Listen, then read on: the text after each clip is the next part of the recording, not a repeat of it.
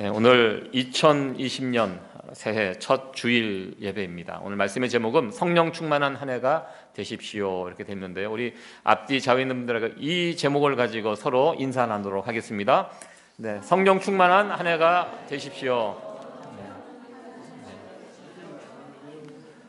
지난 송구영신 예배 때 행복한 신앙생활에 관해서 말씀을 드렸는데요.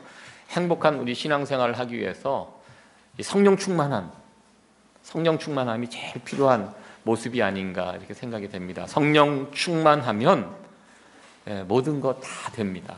이것이 신앙생활하는 우리들에게 제일 중요한 부분이 아닌가 이렇게 생각을 해봅니다. 오늘 2020년도 첫 번째 주일날 어떠한 말씀을 준비할까 잠시 생각했습니다. 저희들이 주일날 별일 없으면 요한복음의 말씀을 가지고 쭉 말씀을 살펴보았는데요. 제가 이렇게 기록을 보니까 7월부터 2019년 7월부터 요한복음 1장부터 쭉 다루었습니다. 이제 저희들 지난번에 요한복음 15장 말씀을 다뤘습니다. 포도나무 비유를 가지고 설명을 해드렸는데요. 사실 포도나무 비유는 예수님의 그 14, 15, 16장 성령에 대해서 말씀해 주는 그 내용 가운데 가장 한복판, 중심이 되는 비유입니다. 예수님은 포도나무, 우리는 가지. 그리고 제가 이 부분을 설명할 때 우리는 예수 믿는 사람으로서 두 번의 초청을 받게 된다. 구원회로의 초청, 예수님께서 우리를 부르십니다. 그 구원의 초청 우리가 순종하고 들어왔고요.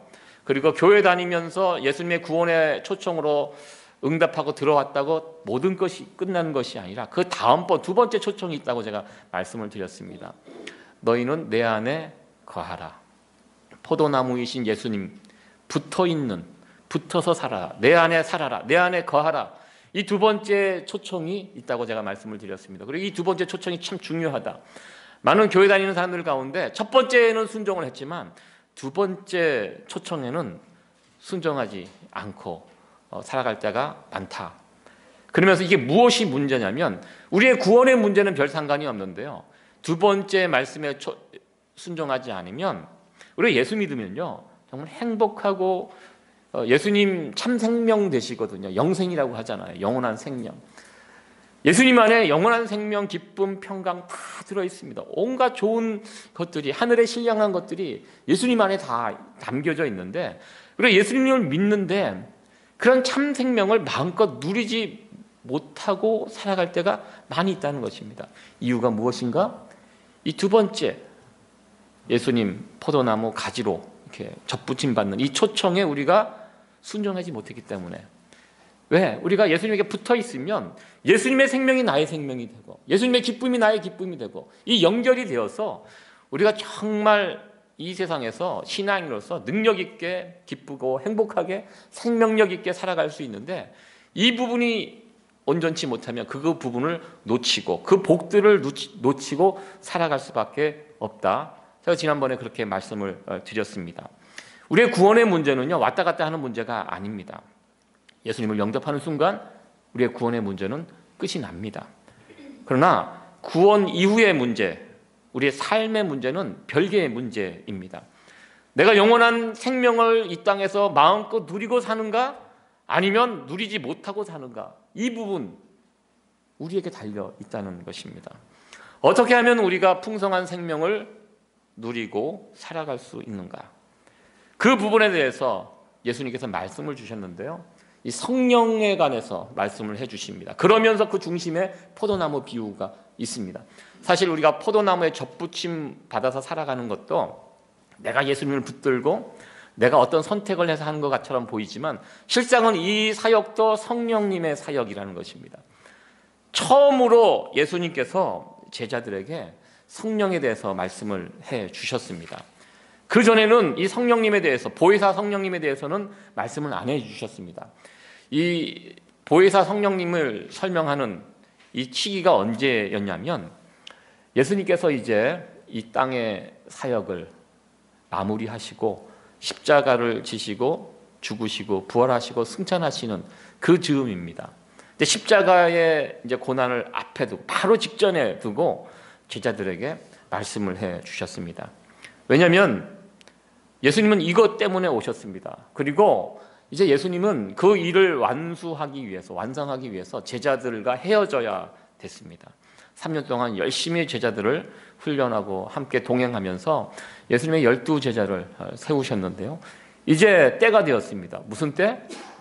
제자들의 곁을 떠나가야 할 때가 되었습니다. 그래서 예수님께서 이 부분을 말씀하십니다. 내가 이제 너희 곁을 떠날 것이다. 이 말에 제자들은 일단 충격을 받게 됩니다. 지난 3년 동안 자신들의 모습을 보니까 예수님 없이는 이 모임 자체가 이게 되지 않거든요. 그나마 예수님께서 함께 하셨기 때문에 그 말도 많고 탈도 많았던 12제자들이 12명의 제자들이 뭐 대단한 사람들은 아니었거든요. 그냥 평범한 사람들이었습니다. 예수님을 중심으로 뭉쳐서 제자들이라고 해서 그렇게 3년 동안 지냈는데요. 그 중심이 되는 예수님께서 떠나가신다고 하니까 제자들은 그것이 충격이 되었습니다. 그리고 걱정과 근심이 되었습니다. 예수님께서 이 말씀을 하실 때 그들 제자들의 얼굴빛 가운데 걱정과 두려움, 근심이 찾아온 것을 우리 주님께서 보셨습니다. 그리고 바로 예수님께서 말씀을 해주십니다. 내가 떠나가는 것이 결코 너희들에게 나쁜 뉴스가 아니다. 오히려 내 말을 잘 들어보면 내가 떠나가는 것이 오히려 너희들에게 더 좋은 일이 될 수 있다. 이렇게 말씀하시면서 주신 그 말씀, 이제 성령님, 보혜사 성령님에 대해서 이제 예수님께서 설명을 해주십니다. 보혜사 성령님이 어떤 분인지 설명하겠다. 이렇게 해서 또 다른 보혜사라고 성경은 그렇게 표현이 되어 있습니다.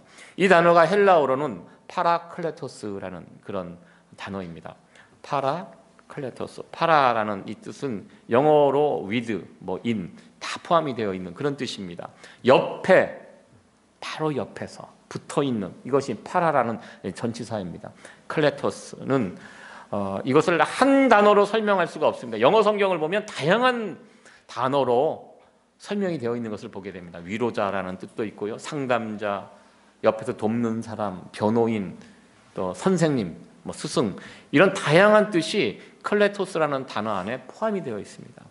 보혜사, 예수님께서 내가 가고 나 대신 파라클레토스, 성령님께서, 보혜사 성령님께서 너희를 위해서 오신다라고 설명을 하고 있습니다. 위로자, 상담자, 헬퍼, 변호인, 스승, 예수님께서 떠나가시지만 제자들을, 너희들의 신앙생활을 하는데 모든 것을 돌보아 주실 또 다른 보혜사가 나 대신 오신다, 이 말씀입니다. 그리고 이 보혜사 성령님은요, 인격적인 분입니다. 예수님과 똑같습니다. 인격적이다.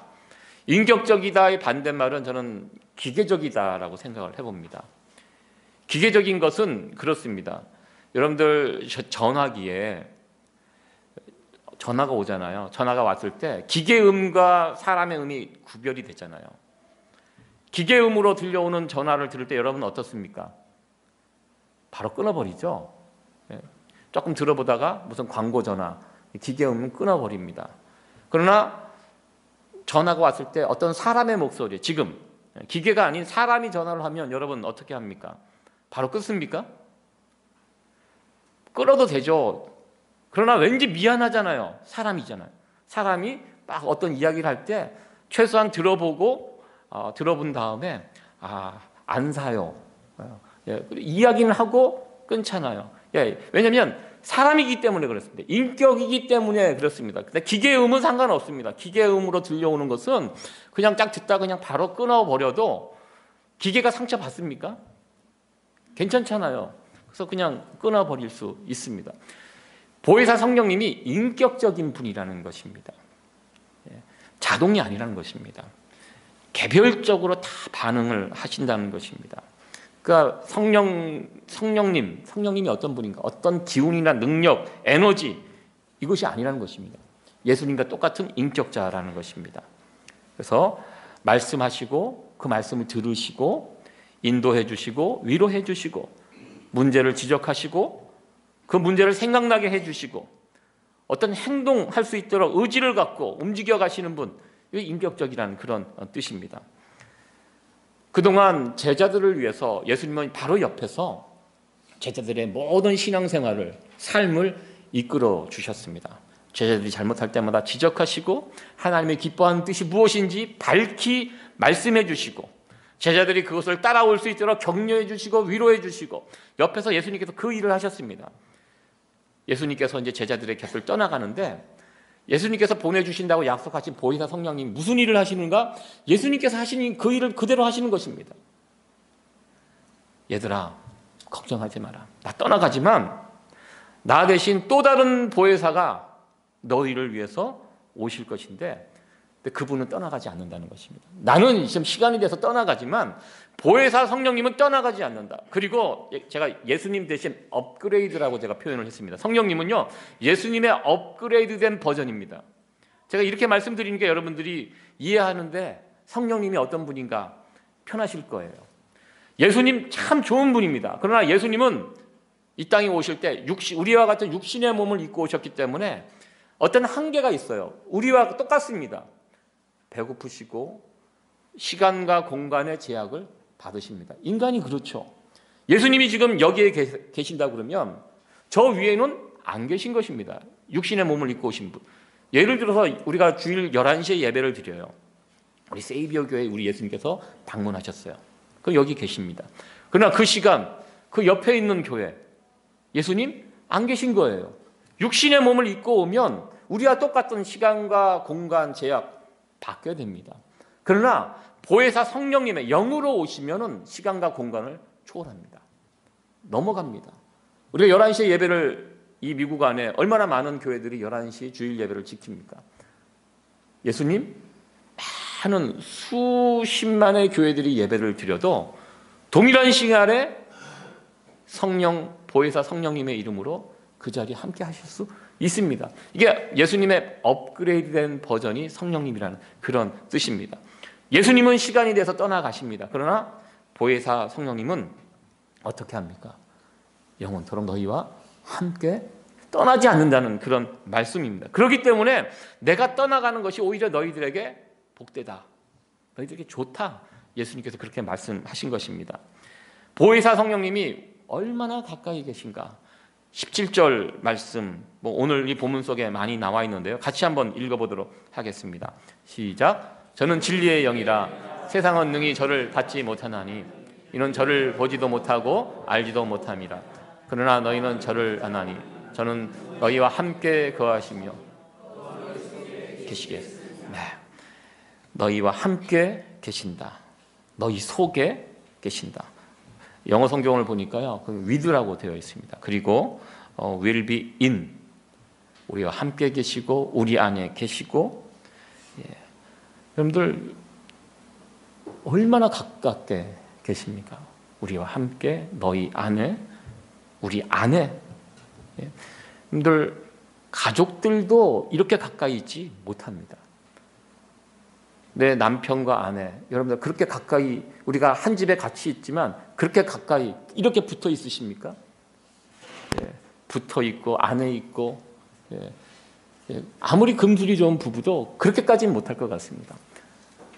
부부, 남편과 아내, 자녀들이 한 집에 살고 함께 하지만 이 정도까지는 못합니다. 예. 보혜사 성령님은 그 이상을 하신다는 것입니다. 나와 함께 하시고 언제나 나에게 도움을 베풀어 주시고 내 편이 되어서 나를 응원해 주시고, 어쩌면 나보다 더 나를 더 잘 이해해요. 나의 약점과 나의 아픔이 무엇인지 알고 있어요. 여러분들의 가족 식구가 여러분들의 아픔과 어떤 상처와 어떤 어두운 부분들을 다 알고 계십니까? 그거 모릅니다. 설명을 해도 잘 몰라요. 그냥 그럴 것이다 짐작만 하지 정확하게 모릅니다. 그러나 우리 안에 거하시는 성령, 보혜사 성령님은 그거 알고 계세요. 나보다 더 나를 더 정확하게 알고 계신 분, 보혜사 성령입니다. 그 성령님이 지금 우리와 함께 하고 계시다는 것입니다. 18절에 보면 이런 말씀을 하고 계십니다. 보혜사 성령님이 내가 너희를 고아와 같이 버려두지 아니하고 너희에게 오리라. 고아와 같이 버려두지 않는다. 이 표현이 참 마음에 와 닿습니다. 고아.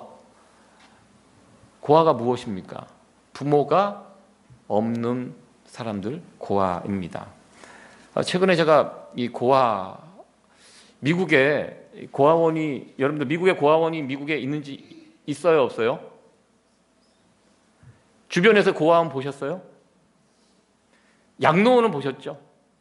근데 고아원은 없습니다, 미국에.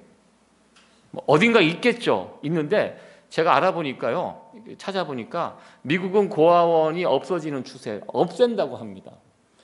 그러니까 고아들을 고아원과 같은 어떤 집에다가 이렇게 모아놓고 집단으로 이렇게 키우는 것이 굉장히 비인격적이고 아이들에게 안 좋다. 그래서 고아원을 어느 순간부터 없앴다고 합니다. 1970년대인가 80년대부터 고아원 자체를 미국에서는 더 이상 짓지 않고, 어떻게 하냐면, 그렇다고 고아가 없는 것이 아닙니다. 어떻게 하냐면 정상적인 가정을 위탁으로 보낸다고 합니다. 저도 예전에 섬겼던 교회에서 부모님이 병으로, 아빠, 엄마가 1년 차이로 이렇게 세상을 떠났고요. 여기에는 친척들이 없고, 한국에서는 안 받겠다고 그렇게 해갖고 그 둘 사이에 중학생 딸아이가 하나 남았었어요. 어떻게 합니까? 저는 그때 고아원이 있나 찾아보니까 그건 안 되고 그 시설이 있습니다. 거기서 위탁 가정으로 이렇게 연결을 해줍니다. 그래서 그곳에 가서 그 아이가 생활을 하든지, 아니면은 뭐 어떨 때는 한 달씩, 어떤 때는 2달씩 이렇게 기간을 정해서 한 달 살다가 다시 오고, 또 이렇게 이제 하더라고요. 그러면서 그 영어권에 있는 어느 가정에서 그 여자아이를 이렇게 아잡한다는 그러면서 뭐 그 필요한 서류들이 있고 뭐 그렇더라고요. 그러면서 제가 미국에서는 그렇게 하는구나. 굉장히 좋은 나라죠. 예. 근데 한국은 아직까지 고아원이 있습니다. 네, 고아원이 있는데요. 제가 최근에 들었던 어떤 뉴스, 광고 비슷한 뉴스인데요. 그렇더라고요. 한국은 고아원에서 아이들이 이게 자라면서 이제 성인이 되잖아요. 그럼 18살이 되면 고아원을 나가야 돼요. 무조건 나가야 됩니다. 그리고 나갈 때 그냥 내보내는 게 아니라 돈을 줘요. 그러니까 한국 돈으로 500만 원, 여기 돈으로 한 어느 정도 되나요? 4,000불 조금 넘는 그거 돈 들고 세상을 향해서 나갑니다. 충분한가요? 4,000불? 여러분 4,000불 갖고 충분히 살 수 있나요? 한 달, 여기로 치면 한 달 정도 생활비, 한국은 한 두 달, 석 달, 그 정착금이라고 해갖고 고아들에게 18살이 되면 무조건 고아원을 나가게끔 한다고 합니다. 그 뉴스를 보는데, 그 광고를 듣는데 왠지 가슴이 좀 짠해지더라고요. 18살, 저희 집 둘째 아이가 이제 18살입니다.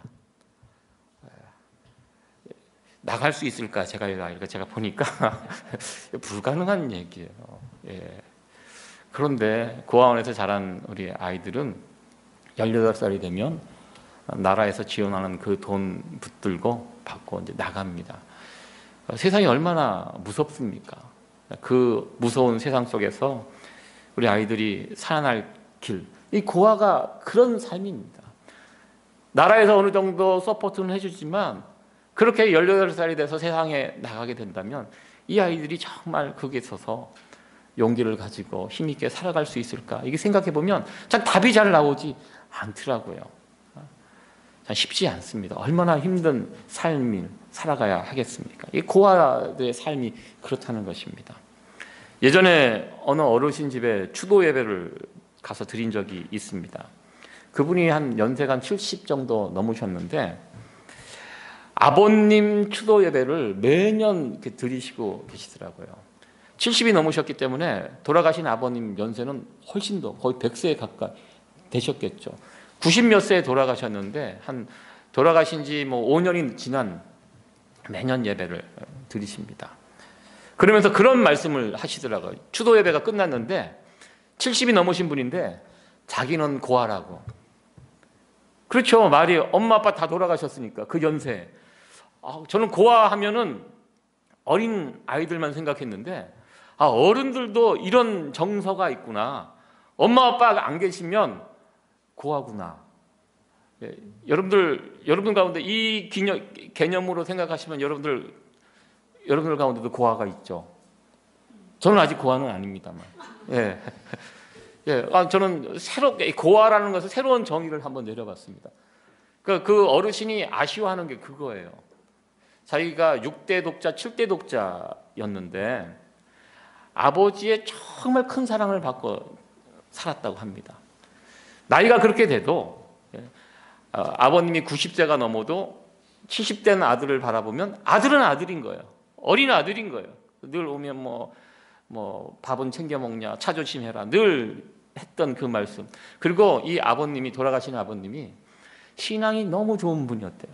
이북에서 내려올 때 이 신앙 하나 붙잡고 내려와서 자녀들을, 특히 이제 딸이 있고 아들인데, 이 7대 독자, 6대 얼마나 귀한 자손입니까? 새벽마다 이 아들을 위해서 기도했다고 합니다. 자기가 이렇게 된 것은, 그래도 잘 된 것은 아버님의 기도 덕분이었다. 아버님의 기도가 오늘의 나를 있게 했다. 그러면서 아버님을 추도하면서 그런 말씀을 하시는. 그러나 그 아버지가 더 이상 이 세상에 안 계시기 때문에, 그럼요, 천년만년 살 수는 없잖아요. 90 몇 세까지 장수하시고 돌아가셨는데, 그래도 그 자리가 그리운 거, 허전한 겁니다. 이제 이 세상에는 나를 위해서 눈물을 흘려 기도해 줄 사람이 없다는 것입니다. 더 이상. 그래서 자기는 고아와 같은 심정이라는 것입니다. 그 말씀을 들어보니까 그런 것 같아요. 나를 도와줄 분, 나를 위해서 울면서 기도해 줄 그 빈자리가 너무 크다는 거예요. 그러면서 함께 목회자들 초청해서 집안에서 추도 예배를 드리면서 그 말씀을 하시는데, 그 연세 드신 분이 눈에 눈물이 그렁그렁 맺혀 있는 것을 제가 볼 수 있었습니다. 나는 고아다. 나를 위해서 울어주며 기도해줄 그 아버님이 떠났기 때문에 그 마음을 참 이렇게 제가 얼마나 제가 헤아릴 수 있겠습니까? 그래서 그런 상황이구나. 제가 이해를 한 적이 있습니다. 나를 도와줄 사람이 아무도 없다. 나를 위해서 기도해줄 사람이 아무도 없다. 여러분들은 어떠하십니까? 우리가 이민자로 이 땅에 살면서 우리도 그와 같은 감정이 휩싸일 때가 있다는 것입니다. 저도 미국에서 이렇게 살면서 20년 가까이 살면서 한국에서 살던 때하고는 분명히 달라요. 한국은 살 때는 그래도 살다가 어려운 일 만나면 부모님께 달려가고 형제들 만나고 친구들 만나서 이렇게 도움의 손길을 구할 수 있지만, 여기는 그렇지 않잖아요.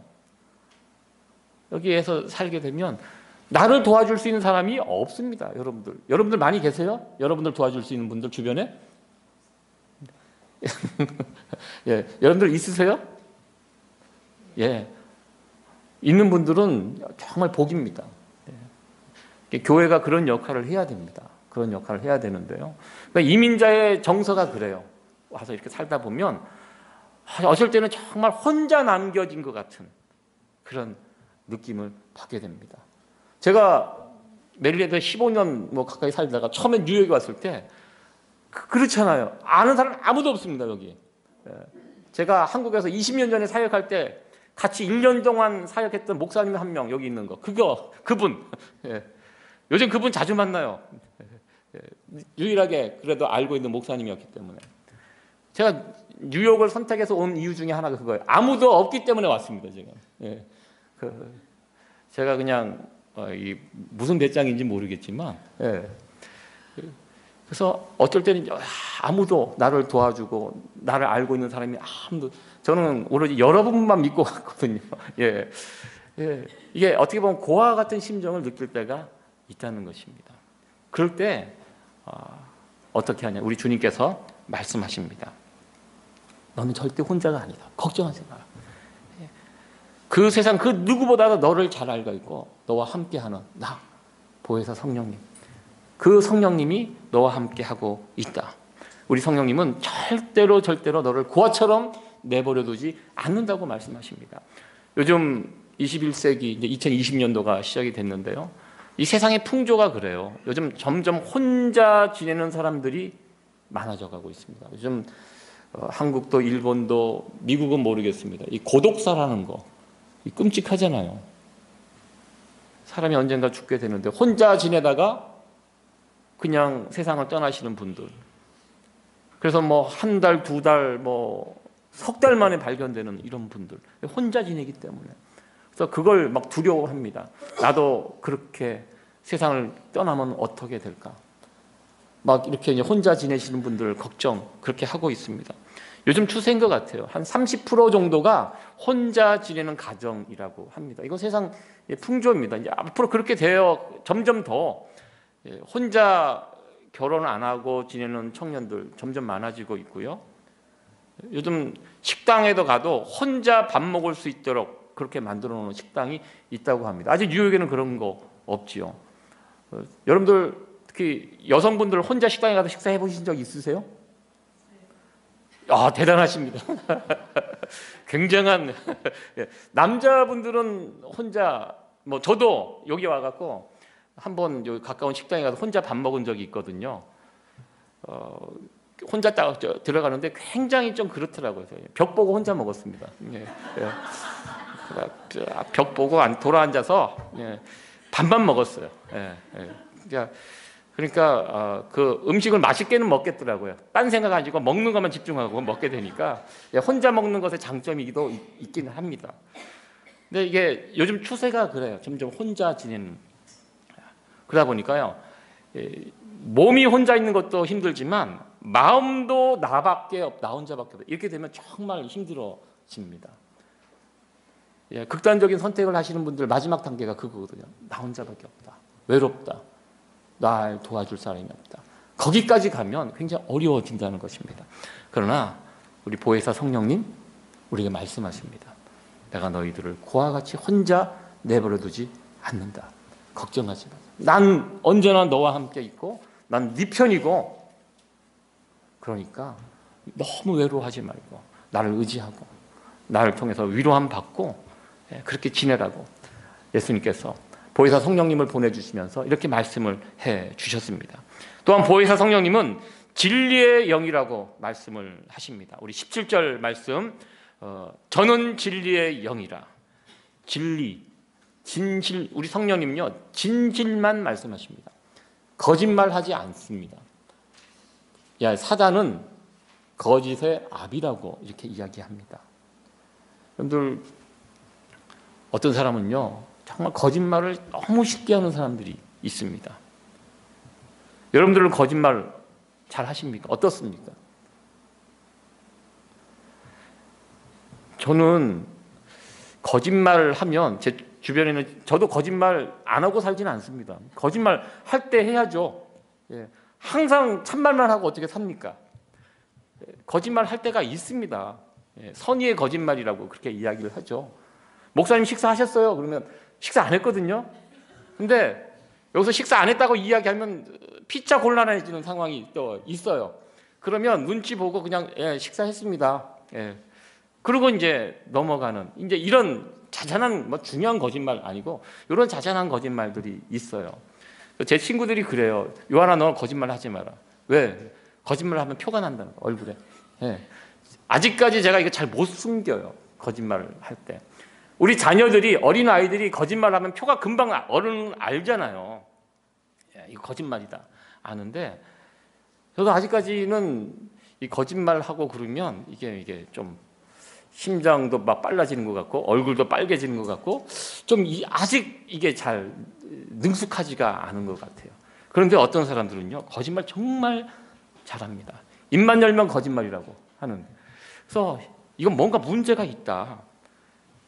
여러분들 어떤 분이 이야기하면 그 말이 신뢰가 가는 분이 있습니다. 그분은 참말만 해요. 거짓말하지 않는 분이에요. 저분이 그렇다 그러면 그런 거야. 저는 예수 믿는 사람들은요 이 부분에 대해서 정말 장점이 있어야 된다고 저는 생각합니다. 예수 믿는 거, 예수는 믿는데 거짓말 막 어쩔 수 없이 거짓말하는 경우 있습니다.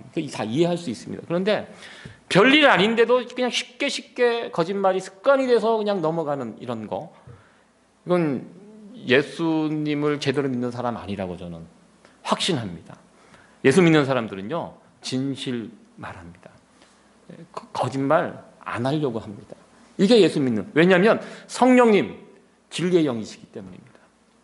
진실만을 말합니다. 여러분들 세상에 얼마나 거짓된 정보들이 많이 있습니까? 사단이 하는 일이 이 거짓된 정보들을 계속 퍼뜨리는 것입니다. 사람들이 무엇이 진실인지 거짓인지 헷갈려 하도록 끊임없이 가짜 정보들, 거짓말 퍼뜨립니다. 그런데 우리가 하나님 말씀에 능통해야 된다는 것이 여기에 있습니다. 그러니까 하나님 말씀, 진리의 영, 성령님께서 하시는 일이 무엇이냐면 하나님의 말씀을 생각나게 해주세요. 진리 대신 하나님의 말씀이 생각납니다. 내가 읽고 듣고 마음에 새겼던 그 말씀이 어느 순간 어느 상황에 딱 왔을 때 그 말씀이 생각나게, 누가 하시는, 진리 대신 성령님께서 하시는 일이 바로 그 일입니다. 그렇기 때문에 우리가 해야 할 것은 자꾸 하나님 말씀 들어야 돼요. 무엇이, 하나님 말씀은 다 진리, 진실입니다. 이걸 잃지 않고 알지 못하면 몰라요. 읽은 게 있어야지, 본 것이 있어야지 생각나거든요. 성령님께서 하신 역할이 그것입니다. 진리 대신 하나님 말씀 생각나게 합니다. 이 세상에 얼마나 거짓된 정보, 잘못된 사상들 많이 있습니까? 우리가 이렇게 교회를 이렇게 오는 길에 보면 요 밑에 큰 묘지가 이렇게 있습니다. 미국은 이 묘지가 사람들 사는 동네하고 거의 같이 붙어 있잖아요. 한국은 이 묘지 혐오 시설로 해갖고 멀리 산 속에다가 집어넣고 뭐 내 동네 사는 동네 가까운 곳에 무슨 낙골당 같은 거 들어오면 결사 반대합니다. 집값 떨어진다고 난리 나는데 여기는 그렇지 않은 것 같아요. 여기는 교회 근처에 이렇게 묘지들이 있죠. 미국 사회가 교회를 중심으로 거기서 태어나서 세례받고 결혼하고 쭉 살다가 죽고 교회 앞마당에 묻히는, 이게 굉장히 좀 아름다운 그런 모습이 아닌가 생각해요. 이 묘지가 가까이에 있습니다. 이 교회를 오다 보면 저도 이 교회 이 묘지 따라서 나온 길이 빨라요. 신호등이 없기 때문에 쭉 타고 들어옵니다. 토요일 새벽이나 뭐 수요일 밤에, 이제 밤에 가죠. 밤에 묘지 옆에 있는 길로 이렇게 쭉 가다 보면 제 아내가 그런 이야기를 하더라고요. 그 옆에 이제 집들이 있거든요. 야, 여기 있는 사람들은 어떻게 사냐? 무서워서. 여성분들 그런 거 무섭죠? 안 무서워요. 예. 왠지 묘지하면 무서운, 막 영혼들이 떠돌아다닐 것 같은, 예, 그런 이야기, 그런 영화나 그런 거 많이 보지 않습니까? 여러분, 귀신이 무엇입니까? 죽은 영혼들이 떠돌아다니는 것이 귀신입니까? 아니거든요. 성경은 그렇게 이야기하지 않습니다. 귀신은 사탄입니다. 사람이 죽으면 어떻게 됩니까? 풀지 못한 어떤 일이 있어서 한이 쌓인 사람들은 원혼이 돼갖고 막 떠돌아다닙니까? 공동묘지를 막 돌아다니고 막 그렇게 겁주고 사람이 죽으면 성경은 분명히 이야기합니다. 천국과 지옥 바로.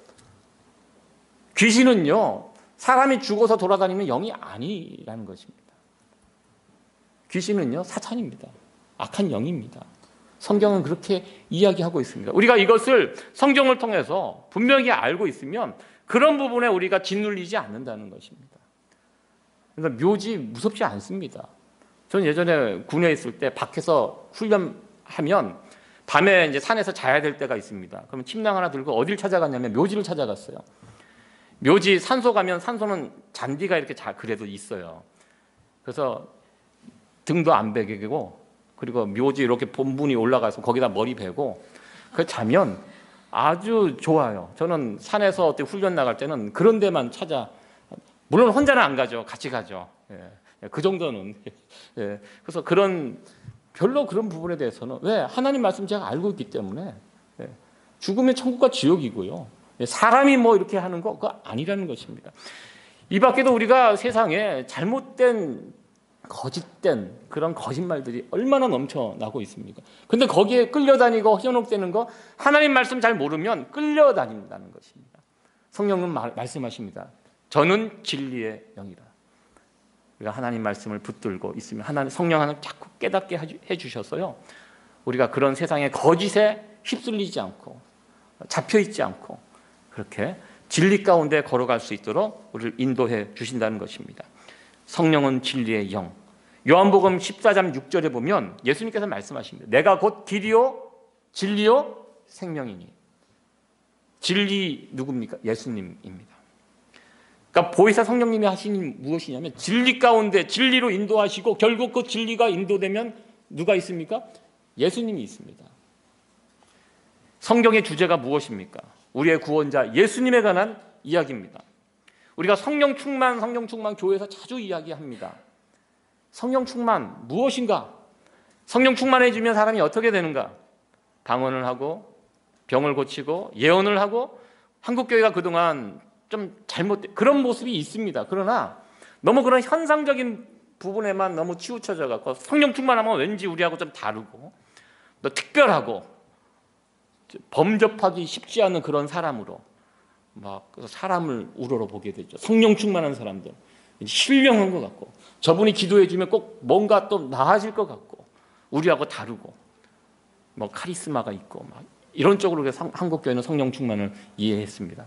그러나 성경이 말하는 성령 충만은 물론 그런 부분도 있지만요, 그게 다가 아닙니다. 하나 일부분이고요. 진짜 성령 충만은 무엇입니까? 성령, 예수님의 영입니다. 성령 충만하면 누가 나타나냐? 사람이 드러나지 않습니다. 예수님이 드러납니다. 선명하게 예수님이 드러나는, 그게 성령 충만이라는 것입니다. 우리가 성령 충만한 삶을 살면요, 예수님이 내 삶 가운데 드러나요. 예수님의 그 귀한 모습들, 섬김의 모습들, 이 땅에 왕으로 오셨지만 연약한 인생으로, 연약한 모습으로 살면서 누군가를 섬겼던 예수님의 모습이 드러납니다. 그러니까 성령 충만한 사람들이 모여 있으면요, 교회가 세워집니다. 교회가 든든해집니다.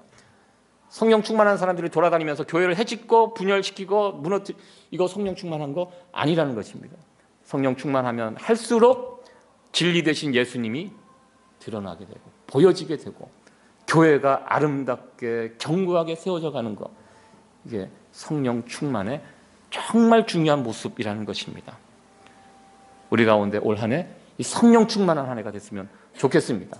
그래서 여기에서 누군가 사람의 이름이 나오는 것이 아니라 예수님의 이름이, 오늘 우리가 성가대가 찬양했죠. 그 모습이 저는 성령 충만한 모습이라고 생각합니다. 이 귀한 찬양의 가사들 여러분들 한번 오늘 성가대 찬양의 가사를 한번 보시기 바랍니다. 성령 충만이 무엇인가? 바로 그 모습이라는 것입니다. 주님의 아름다운 교회가 든든하게 세워져 가는 것, 이것이 성령 충만한 모습이라는 것입니다. 성경은 성령에 관해서 자세하게 설명을 합니다. 특별히 요한복음 14장, 15장, 16장은 성령장입니다. 예수님께서 처음으로 제자들에게 보혜사 성령님이 어떠한 일을 하시는지 설명을 쭉 하셨습니다. 다 제가 짧은 시간에 설명을 드릴 수 없지만 제가 다음 주에도 한번 이 성령님에 대해서 다시 한번 다루도록 하겠습니다. 참 귀하고 좋은 분인데요. 그러나 결론적으로 중요한 것이 있습니다. 그런데 중요한 것은 우리가 예수님을 영접하면 우리 안에 성령님이 들어와 계십니다. 가까이 계십니다. 가까이는 계시는데, 그러나 나는 이 성령 하나님을 얼마나 체험하고 살아가는가, 이 부분은 또 별개의 문제라는 것입니다. 이 참 중요한 문제거든요. 성령님, 내가 뜨겁게 체험하고 살아가야 되는데 어떤 분은 내 안에 성령이 있는지도 모른 채 그냥 이렇게 지나가고 있는, 그냥 살아가고 있는, 나는 이 성령 하나님을, 보혜사 성령님을 얼만큼 체험하고 있는가, 한번 우리의 모습들을 돌아봤으면 좋겠습니다. 왜 우리는 이 보혜사 성령님을 잘 체험하지 못할까? 일단 성령님은 눈에 잘 보이지 않습니다. 예수님, 눈에 보이는 예수님은 예수님이 계시고 안 계시고 분명히 알 수 있습니다. 제자들 옆에 있으면 지금 계신 거고요, 떠나가시면 안 계신 겁니다. 눈에 보였기 때문에. 그래서 보혜사 성령님은 일단 눈에 보이지 않습니다. 사람들이 있는지 없는지 잘 보지도 못하고 느끼지도 못할 때가 많이 있습니다. 우리가 어떻게 하면 보혜사 성령님을 체험할 수 있을까? 오늘 요한복음 14장에 보면 한 두 가지 정도 예수님께서 말씀을 해 주셨습니다. 첫 번째로 우리가 보혜사 성령님을 체험하기 위해서 먼저 해야 할 거, 믿어야 한다는 것입니다. 그 성령님을 믿어야 한다는 것입니다. 예수님께서 성령님에 대해서 말씀하신 이 부분을 여러분들이 믿으셔야 합니다. 믿어야 체험합니다. 믿지 않으면 체험하지 못합니다. 14장 1절 말씀 같이 한번 읽어보도록 하겠습니다. 시작. 너희는 마음에 근심하지 말라. 하나님을 믿으니 또 나를 믿으라. 예수님께서 14장 성령장을 여시면서 믿음에 관해서 말씀을 하셨습니다. 너희들 나 믿지? 내가 하는 말 믿어. 이렇게 하면서 14장, 15장, 16장 쭉 말씀하셨습니다. 우리 안에 성령님이 와 계세요.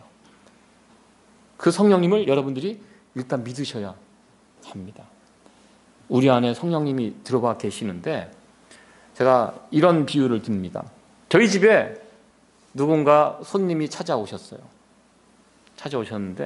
제가 소파에 안내해서 거기에 앉혀놓고 그리고 우리는 우리 할 일을 합니다. 계속 막 우리끼리 언성을 높이기도 하고 이런저런 큰 소리가 나기도 하고 밥도 먹고 분명히 손님이 와 있는데 아랑곳하지 않고 어떻게 보면 무시하는 거죠. 없는 것처럼 그렇게 생각하면서 내 할 일 그냥 이렇게 쭉 하고 이러면 어떻게 됩니까? 그 손님 완전히 무시하는 거죠. 성령 하나님이 우리 가운데 이렇게 오셨습니다. 손님으로 찾아오셨는데 어떻게 해야 돼요? 손님 대접을 우리가 하는 것이 무엇입니까? 계속 이야기를 하고 차도 내드리고 그 손님의 얼굴을 살피고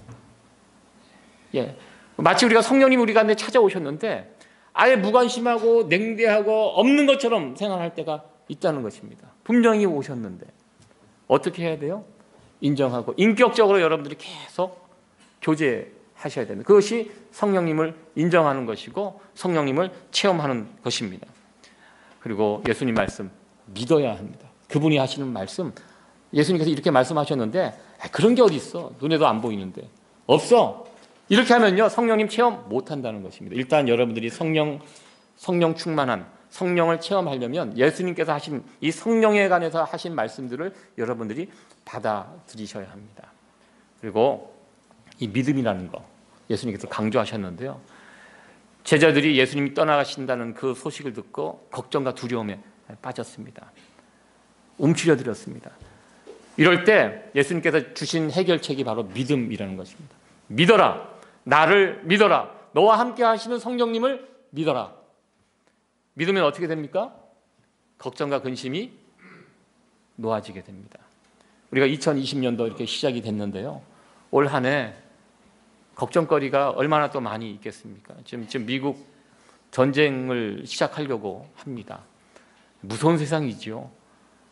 미국 여기 앉아서 드론으로 신무기죠. 소리가 안 나는 드론이라고 합니다.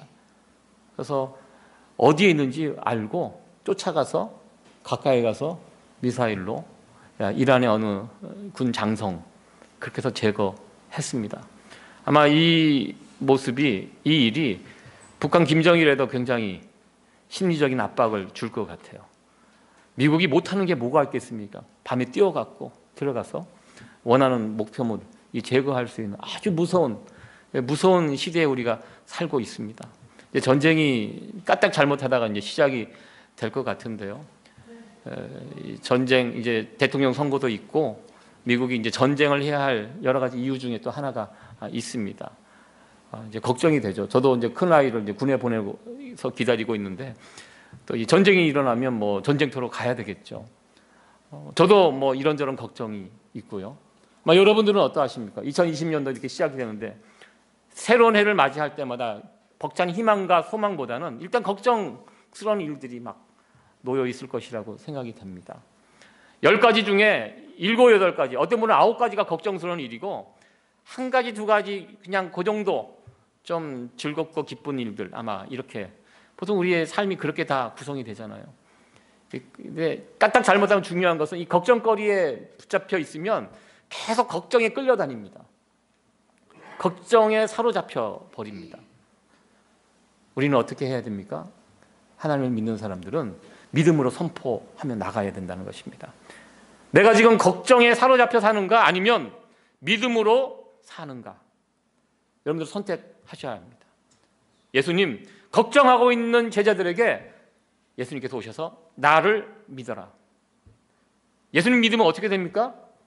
걱정에서 놓아지게 된다는 것입니다. 내 안에 계신 보혜사 성령님 여러분들 믿으시기 바랍니다.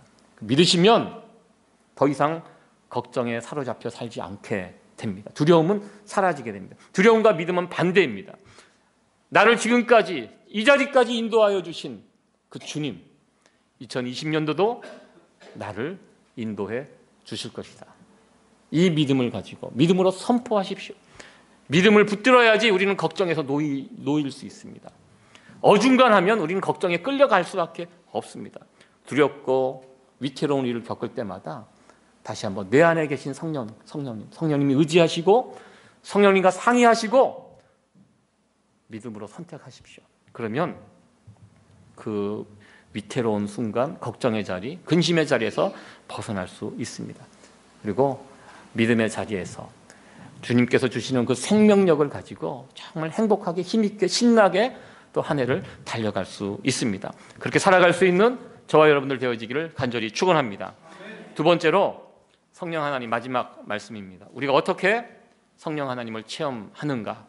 21절 말씀 같이 한번 읽어보도록 하겠습니다. 시작. 나의 계명을 가지고 지키는 자라야 나를 사랑하는 자니 나를 사랑하는 자는 내 아버지께 사랑을 받을 것이요 나도 그를 사랑하여 그에게 나를 나타내리라. 아멘. 우리가 구원받는 일에는 어떤 조건이 없습니다. 그냥 믿으면 됩니다. 우리 주님께서 우리의 구원을 이루신 그 일들을 받아들이면 됩니다. 그러나 예수님을 믿고 살아가며 성령을 체험하기 위해서는 조건이 하나 있다는 것입니다. 내 안에 계신 성령님을 믿고요. 그리고 그 말씀에 순종하는 것입니다. 여기 보면 그렇게 말씀하고 나의 계명을 가지고 지키는 자, 나를 사랑하는 자, 하나님을 사랑하는 자가 되고요. 나를 사랑하는 사람들을 내가 하나님께서 사랑해 주시겠다고 말씀하십니다. 그리고 중요한 말씀, 그에게 나를 나타내리라. 하나님을 성령 충만한 것을 보여준다고 우리 주님께서 말씀하고 계십니다. 그런데 성령 충만은요 아무에게나 나타나지 않는다는 것입니다. 이 중요합니다. 성령님은 아무 때나 아무에게나 불쑥불쑥 나타나지 않습니다. 성령님을 사모하는 자, 성령님을 믿는 자, 그리고 21절에 있는 말씀처럼 하나님의 말씀을 소중히 여기고 그 말씀대로 순종하는 자들에게 성령 충만이 나타납니다. 그런 자들에게 하나님은 자기 자신을 보여주신다고 말씀하셨습니다. 저는 이 귀한 은혜와 복이 우리 가운데 임하기를 간절히 소원합니다. 성령 충만 이 두 가지 하셔야 됩니다. 믿으시고 순종하셔야 됩니다. 이 두 가지 할 때 우리는 성령 충만한 정말 예수 생명이 우리 가운데 흘러넘치는 행복하고 기쁜 신앙생활 할 수 있다는 것입니다. 2020년 올 한 해 우리 가운데 계시는 성령 하나님, 보혜사 성령님, 그 성령 하나님을 더 깊이 체험할 수 있는 귀한 한 해가 되어지기를 간절히 소원합니다. 어떻게? 두 가지. 믿고 순종하는 것. 그런 자들이 성령 체험, 성령 충만함을 체험할 수 있습니다. 올 한 해 성령 충만한 한 해가 되셔서 정말 행복한 올 2020년 한 해가 되어지기를 간절히 축원합니다. 우리 함께 마지막으로 서로 이 덕담 나누면서 올 한 해 성령 충만하십시오. 서로 인사 나누시면서 말씀 끝나도록 하겠습니다. 네, 올해 성령 충만하십시오. 네, 올 한 해 행복하시고 네, 성령 충만하십시오. 그리고 우리 어르신들 더 강건하시고 또 교회 오실 때 힘있게 아주 씩씩하게 뛰어서 들어오실 그런 한 해가 되기를 원합니다. 기도드리겠습니다.